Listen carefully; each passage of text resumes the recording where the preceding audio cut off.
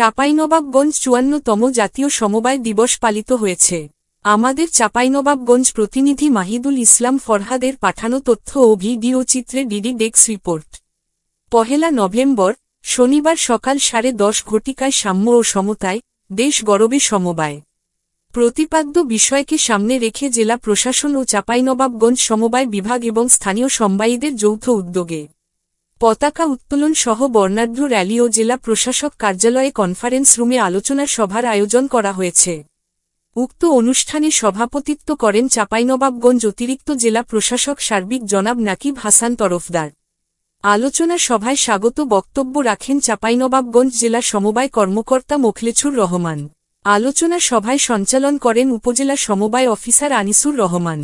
উক্ত আলোচনা সভায় প্রধান অতিথি হিসেবে ছিলেন চাঁপাইনবাবগঞ্জ জেলা প্রশাসক ও জেলা ম্যাজিস্ট্রেট জনাব মোহাম্মদ সুলাইমান। বিশেষ অতিথি হিসেবে ছিলেন চাঁপাইনবাবগঞ্জ সহকারী কমিশনার ও এক্সিকিউটিভ ম্যাজিস্ট্রেট অনুজ চন্দ। চাঁপাইনবাবগঞ্জ কৃষি সম্প্রসারণ অধিদপ্তরের মনিটরিং স্পেশালিস্ট কৃষিবিদ জহুরুল ইসলাম। পলসা মহেশপুর পানি ব্যবস্থাপনা সমবায় সমিতি লিমিটেডের সভাপতি ফজলে রাব্বি। অগ্রণী সেচ প্রকল্পের সভাপতি সাইফুল ইসলাম গাজী। সমিতির পক্ষ হতে বক্তব্য দেন পলসা মহেশপুর পানি ব্যবস্থাপনা সমবায় সমিতির সাধারণ সম্পাদক মুহাম্মদ মেসবাহুল হক ও সমিতির সদস্য তানিয়া বেগম প্রমুখ।